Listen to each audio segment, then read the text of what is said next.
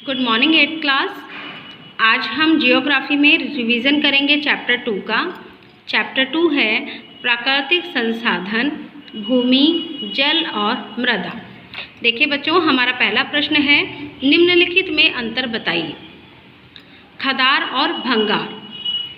सबसे पहले हम पढ़ेंगे खदार के बारे में। नई जलोढ़ को खदार कहा जाता है। जो नई प्रकार की जलोढ़ मृदा होती है उसे खदार कहते हैं। यह मृदा नदी के बेसिन के पास पाई जाती है।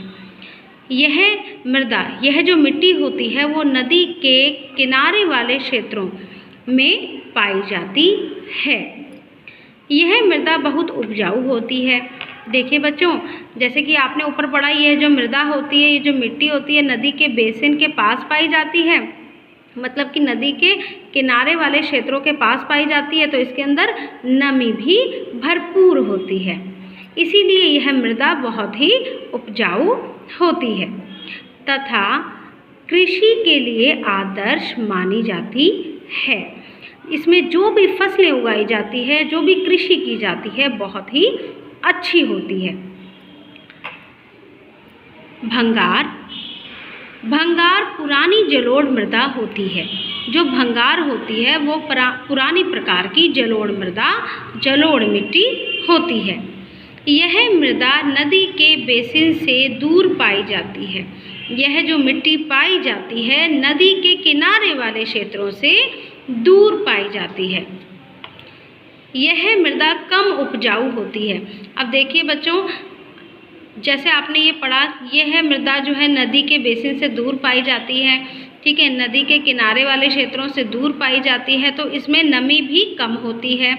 इसलिए ये मृदा जो होती है वो कम उपजाऊ होती है तथा खेती के लिए आदर्श नहीं है। और इसमें जो भी फसलें उगाई जाती हैं, जो भी कृषि की जाती है, वो इतनी अच्छी नहीं होती है। नेक्स्ट देखेंगे बच्चों, लैटराइट मृदा और लाल मृदा। सबसे पहले हम पढ़ेंगे लैटराइट मृदा के बारे में। यह मृदा भारी वर्षा और उच्च तापमान वाले क्षेत्रों में विकसित होती है। यह जो मिट्टी होती है यह वहाँ होती है जहाँ पर भारी वर्षा होती है, ठीक है, जहाँ पर बारिश जो होती है वो बहुत ज़्यादा होती है और जहाँ का तापमान, जहाँ का टेम्परेचर बहुत ही उच्च होता है, हाई होता है, वहाँ वाले क्षेत्रों में ये मृदा विकसित होती है। इस मृदा में ह्यूमस पदार्थ कम होते हैं। ये जो मृदा होती है, ये जो मिट्टी होती है, इसमें ह्यूमस पदार्थ मतलब कि जैसे पोटाश, चूना, फास्फोरिक अम्ल जैसे पदार्थ जो होते हैं, जैसे पोषक तत्व जो होते हैं, उसकी मात्रा कम होती है, ठीक है। यह मृदा तमिलनाडु के पूर्वी भाग, ओडिशा और उत्तर में छोटा नागपुर आदि में पाई जाती है। यह जो मिट्टी पाई जाती है वो पाई जाती है तमिलनाडु के पूर्वी भाग में, ओडिशा में, उत्तर में छोटा नागपुर में। अब हम करेंगे लाल मृदा। तो देखिए बच्चों, प्रायद्वीपीय भारत में पुरानी आग्नेय चट्टानों के अपक्षय के कारण इसका गठन होता है। तो देखिए बच्चों, भारत में पुरानी आग्नेय चट्टानों के अपक्षय क्या होता है? अपक्षय वह प्रक्रिया होती है जिसके द्वारा पृथ्वी की सतह पर मौजूद चट्टानों में टूट फूट होती रहती है, ठीक है। तो यह जो मृदा होती है वो आग्नेय चट्टानों के अपक्षय के कारण, टूट फूट के कारण इसका गठन होता है, यह बनती है। यह मृदा उच्च लौह पदार्थों के कारण लाल रंग की होती है। देखिए बच्चों, इस मिट्टी के अंदर लौह पदार्थ जो होते हैं, आयरन की मात्रा जो होती है वो बहुत ही हाई होती है, उच्च होती है। इस कारण इसका जो रंग होता है वो लाल होता है। यह मृदा छत्तीसगढ़, झारखंड, कर्नाटक आदि में पाई जाती है। ये जो मिट्टी पाई जाती है वो पाई जाती है छत्तीसगढ़ में, झारखंड में, कर्नाटक में, और भी शहर हैं जहाँ पर ये पाई जाती हैं। नेक्स्ट क्वेश्चन है बच्चों हमारा, कारण बताओ। जलोढ़ मृदा कृषि प्रयोजनों के लिए उपयुक्त है, क्यों? मतलब कि जलोढ़ मृदा जो होती है, जो जलोढ़ मिट्टी होती है, वो कृषि के लिए बहुत ही अच्छी होती है। ठीक है, क्यों होती है? ऐसा क्या होता है उस मृदा के अंदर? ठीक है, ऐसे कौन से पोषक तत्व होते हैं उसके अंदर जिसके कारण कृषि प्रयोजनों के लिए ये बहुत ही उपयुक्त होती है? तो देखिए बच्चों उत्तर, क्योंकि जलोढ़ मृदा सबसे उपजाऊ मृदा होती है। जलोढ़ मृदा के अंदर सारे पोषक तत्व होते हैं, ह्यूमस की मात्रा भरपूर होती है, इसलिए ये जो जलोढ़ मृदा है वो बहुत ही उपजाऊ होती है, सबसे उपजाऊ होती है। इस मृदा में पर्याप्त मात्रा में पोटाश, चूना और फास्फोरिक अम्ल होता है, जो कि गन्ना, धान, गेहूँ और अन्य दाल की फसलों के विकास के लिए आदर्श है।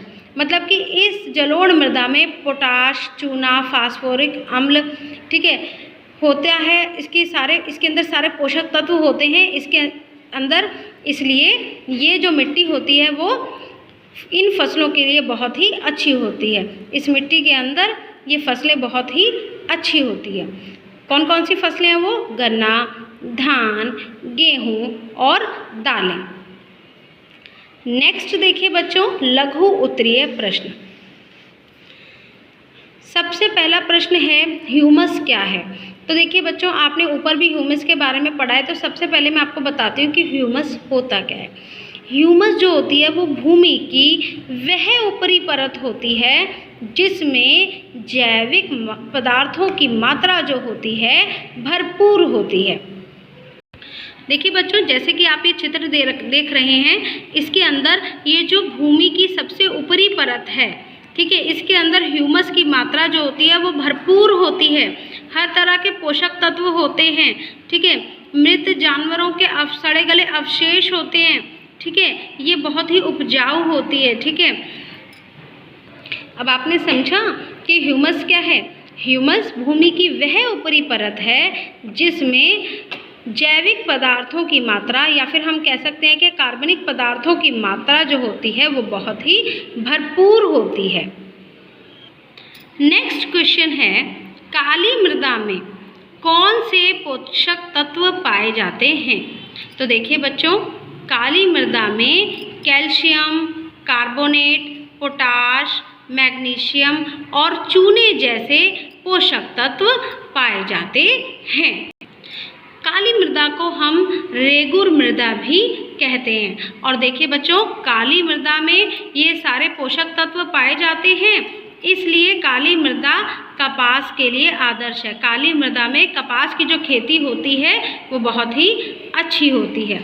इस प्रकार की मृदा जो होती है, इस प्रकार की जो मिट्टी होती है, वो उत्तर पश्चिम दक्कन पठार में फैले दक्कन बंद क्षेत्र के एक विशिष्ट प्रकार की मृदा है और यह लावा प्रवाह से बनी होती है। तो देखिए बच्चों, जो काली मिट्टी होती है ना, वो बहुत महीन होती है, बहुत ही बारीक होती है, और उसमें चिकनी मिट्टी जो होती है, ठीक है, बारीक होती है और उसमें चिकनी मिट्टी की तरह बन जाती है वो बिल्कुल काली मृदा। ठीक है, इसे अपनी अच्छी नमी धारण क्षमता के लिए जाना जाता है। ये पानी जो है वो बहुत ही सोख लेती है, इसके ये नमी ले लेता है, ठीक है, इसलिए इसे नमी धारण क्षमता के लिए जाना जाता है। तो देखिए बच्चों, आज का आपका रिवीजन है, अंतर स्पष्ट करो, कारण बताओ और लघु उत्तरीय प्रश्न। आपको ये सारे प्रश्न अपनी नोटबुक में करने हैं। जिनका काम कंप्लीट नहीं है वो यहाँ से अपने काम भी कंप्लीट कर सकते हैं, और इन रिवीजन वर्क को अच्छी तरह से लर्न करना है। Thank you.